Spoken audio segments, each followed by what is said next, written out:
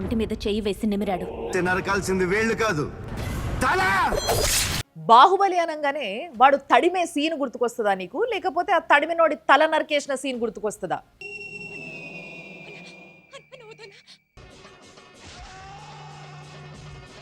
Simhadri cinema అనగానే అన్న అన్న అంటున్నా కూడా విలన్ వచ్చి ఆ పిల్లని రేప్ చేసింది గుర్తుకొస్తుందా, లేకపోతే ఆ విలన్ని రోడ్డు మీద ఉరికిచ్చి నరికింది గుర్తుకొస్తుందా? ఈ మధ్య ఆడోళ్ళ బట్టల టాపిక్ రాగానే కొంతమంది మాట్లాడుతున్న మాటలు ఎట్లున్నాయి అని అంటే, ద్రౌపది మంచిగా చీర కట్టుకునే ఉన్నది కదా, అయినా కానీ చీర పట్టుకొని గుంజలేదా?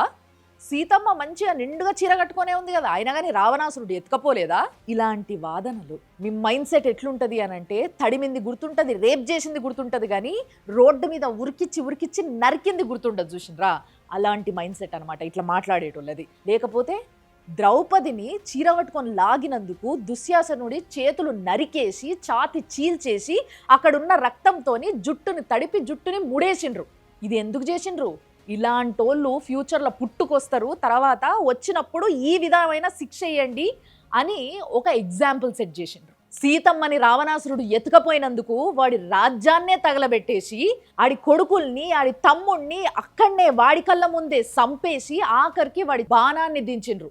అది గుర్తుండదా?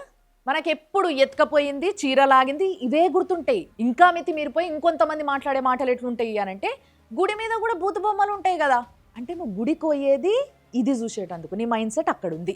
మరి గుడి లోపల ఒక భారీ విగ్రహం ఉంటుంది, వైభవంగా పూజలు జరిపించుకుంటారు. మరి ఇన్ని వేల సంవత్సరాలైనా వాళ్ళకి ఎందుకు ఇన్ని పూజలు చేస్తున్నారు, వాళ్ళ ఘనత ఏంది అని తెలుసుకునేటందుకు గుడికి పోతున్నారా, లేకపోతే బయట ఉన్న బూతు బొమ్మలు చూసేటందుకు గుడికి పోతుండ్రా? ఆడనే అయిపోతుంది ఆలోచన. సేమ్ అదే బ్యాచ్, తడమడము, రేప్ సీన్లు ఇవే గుర్తుంటాయి. పాపం అయినా వాళ్ళనంటే ఏమొస్తుంది చెప్పుండ్రి, వాళ్ళది కాదు తప్పు. నిజంగా చెప్పాలంటే మీరే ఆలోచించుండ్రి. ఇప్పుడు ప్రాస్టిట్యూషన్ చేసేటోళ్ళు కూటికి గతి లేక ఏం చేయాలో అర్థం కాక అలాంటి పని చేసి ఇంత కడుపు నింపుకుంటారు. వాళ్ళ ఇంట్లో పిల్లలు ఇంకెవరైనా పెద్దలు ఉంటే వాళ్ళని కాపాడుకుంటారు. సో వాళ్ళు ఎట్లయితే డబ్బుల కోసం అలాంటి పని చెయ్యాల్సి వస్తుందో గతి లేక, కొందరు ఆడోళ్ళే అయ్యుండి ఆడోళ్ళ అవయవాలపైన బూతు పాటలు పాడతారు పాపం పైసల కోసం.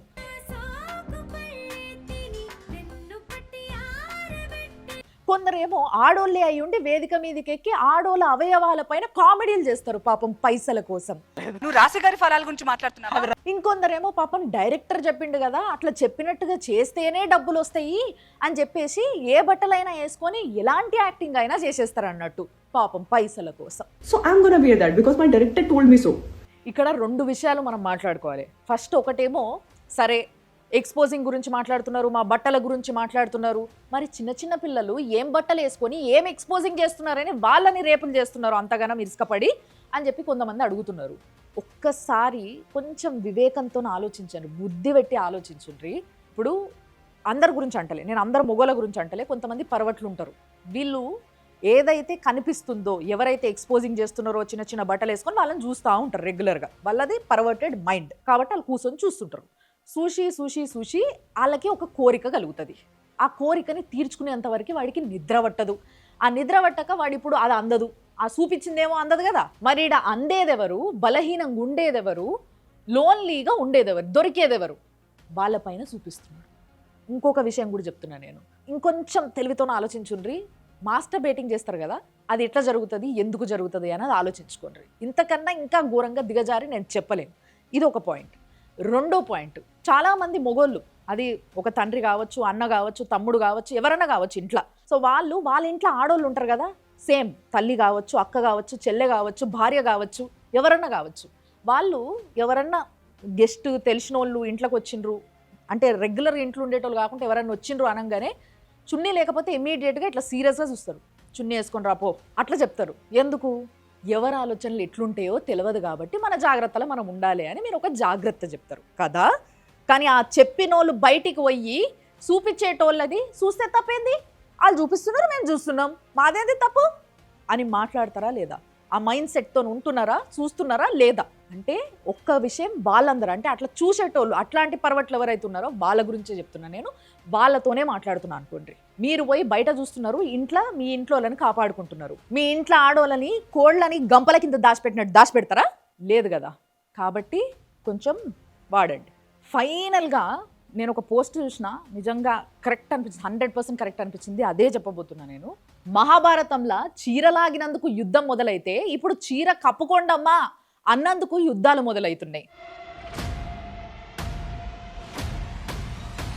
నాగబాబు గారు మారల్ పోలీసింగ్ అని చెప్పి నీతులు చెప్తా ఉన్నారు, కానీ బూతులు రాసే తీసే సినిమా వాళ్ళు, సినిమా ఇండస్ట్రీలు ఉన్నారు కదా కొంతమంది, పైసల కోసమని బూతు పాటలు రాయడము, పైసల కోసమని ఆ బూతు పాటలపైన డైరెక్షన్ చేయడము, పైసల కోసమని ఆ బూతు పాటలకి యాక్ట్ చేసే ఆర్టిస్టులు, వాళ్ళకి చెప్పండి నీతులు.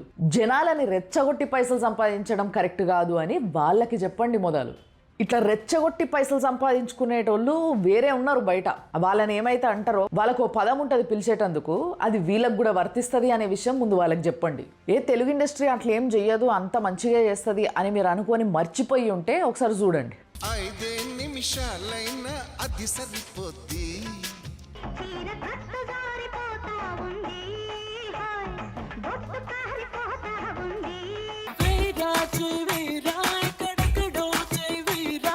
పచ్చి పసుపంటి పాదాల్ని, పాలంటి గుండెల్ని పిచ్చెక్కి చూశాను నేనే.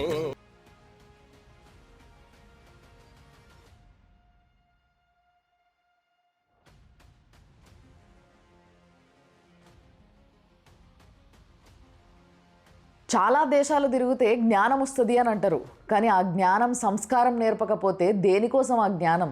ఎవరి గురించి ఏం మాట్లాడాలి, ఏం మాట్లాడొద్దు, ఎట్లా ప్రస్తావించాలి అనే సంస్కారం నేర్పలేని మీ జ్ఞానం ఎందుకు అసలు? మీరు బయట దేశాలు తిరుగుకుంటూ ఆడనే ఉండిపోతున్నట్టున్నారు. తిరిగి ఒకసారి ఇండియాకి రండి. ఇండియా చాలా దేశాలకి కల్చర్ని, జ్ఞానాన్ని నేర్పింది ఒకప్పుడు. ఇప్పుడు కొంచెం వెస్ట్రన్ కల్చర్లో పడి అటు ఇటు అవుతుందేమో, కానీ తిరిగి రండి, ఈ నేలనే మీకు కూడా నేర్పిస్తుంది మళ్ళీ.